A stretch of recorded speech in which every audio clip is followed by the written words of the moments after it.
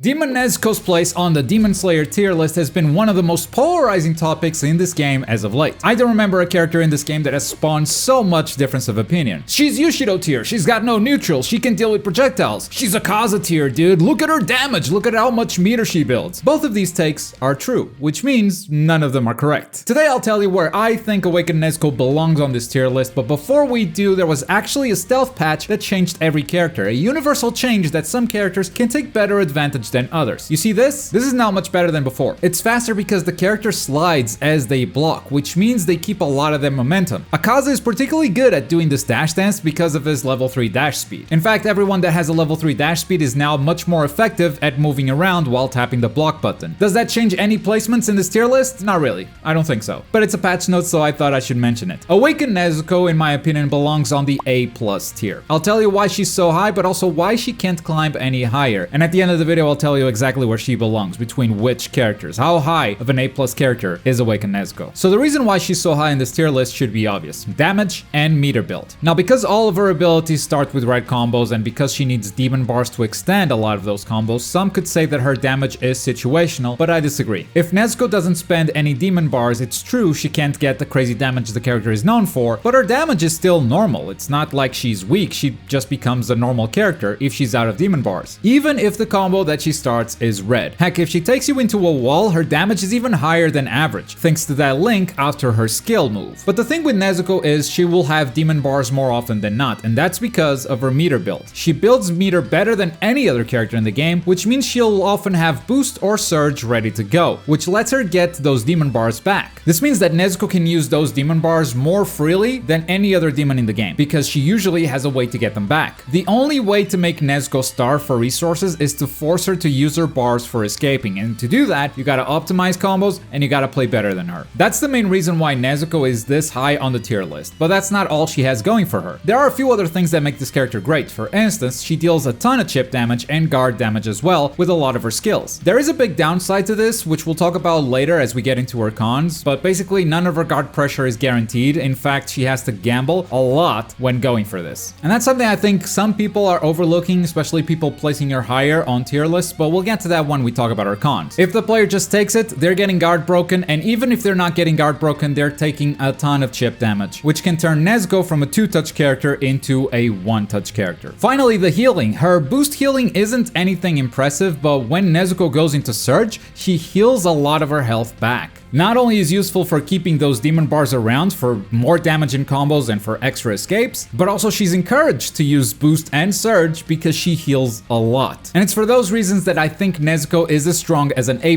character, but here's why I think she can't climb higher than that on the list. The biggest con for Nezuko is, in my opinion, neutral. This is the first demon that has no projectiles. You don't count. Projectiles are a great way to preserve your resources, to play keep away while you wait for your bars to come back. It's a strategy that we see all the time at higher levels, and Nezuko doesn't have access to that. If she's starving for resources, she's gonna have to defend, she has no way to run. And when playing against projectiles, you might think that not having those isn't a big deal. There are a lot of characters without projectiles in this game, and they can deal with zoners to some degree, but here's the thing. All of those characters have an assist to help them. Yes, even Yushido. So they can play neutral without projectiles because they have the backup of an assist, either for switch tech or for just throwing the assist out there, forcing the opponent to block. Nezuko doesn't have anything like that, and that can turn Nezuko's oppressive playstyle into an opponent easily oppressing Nezuko for the whole match. And it's not just because she doesn't have projectiles, it's also because of her level 1 dash speed. With her being slower, it's hard to chase opponents that are playing keep away. Now, of course, Nezuko isn't completely powerless in neutral. She does have some tools, and they work sometimes, but nothing as reliable as most of the other characters on this tier list have. Tilt Demon skill, for instance, it should be a powerful neutral tool. It teleports to the opponent's location. Nezuko is armored, should be a win neutral button, right? Unfortunately, at higher levels, it's an ability that's very easy to parry or dodge given its slow startup, so it only really works when done unexpectedly, meaning you can't rely on it too much. Her tilt skill is also very good in some situations. The grounded version not so much. It has no hitbox while traveling, so it loses through literally everything. Dashing just interrupts it immediately. It can be a good whiff punish tool, but if you're just playing neutral against someone who isn't whiffing buttons, it's not that good. The jumping version, however, it is very oppressive,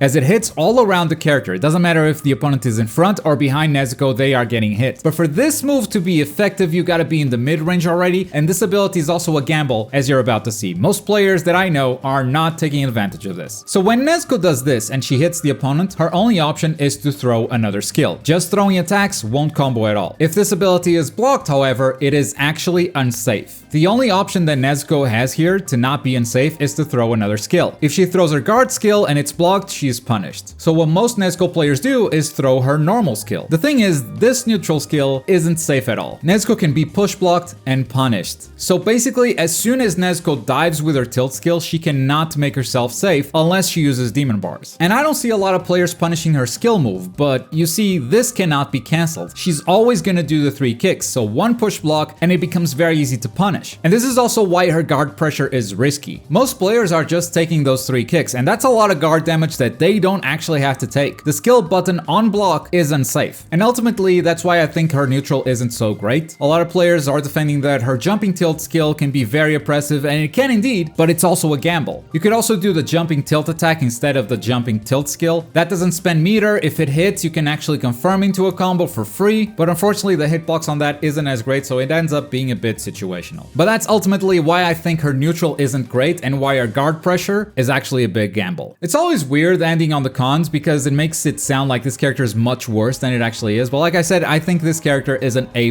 tier. You can definitely do very well with her. She does have a few losing matchups that are really tough for her. Akaza's Compass Needle, for instance, just deletes a lot of her options, and she just doesn't have a lot of the tools that those guys have at S tier. Those characters at S tier, they feel like they're a lot more complete characters, with downsides being a lot smaller than what Awakened Nezuko's are. Now, for her specific spot, I think it's always weird to compare demons and slayers, because slayers never play on their own, but I'm placing Nezuko right below Hinokami Tanjiro. I feel like on her own, she is stronger than Hinokami, but you pair Hinokami with Murata or Zenitsu, and you got a much stronger team than Awakened Nezuko, in my opinion. Just like Hinokami, she's a character that can 2-touch you if you're not careful with escapes, even has access to some very practical TODs, and the downsides really are all about neutral and gambling when applying pressure. But of course, your opponent must know that a lot of your stuff is punishable. She's one of the biggest knowledge check characters that I have ever seen in Demon Slayer Hinokami Chronicles, but that's where I place Awakened Nezuko on the tier list. As usual, tier lists are somewhat subjective, so if you disagree with her placement, that's absolutely fine. Let me know where you would put her yourself in the comments down below. And as always, thank you very much for watching. My name is Globku, and I'll see you next time. Bye!